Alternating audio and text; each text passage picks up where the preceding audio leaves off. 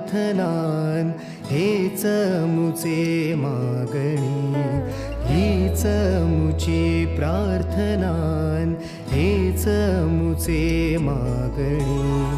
माणसाने माणसाशी माणसा सम वागणे,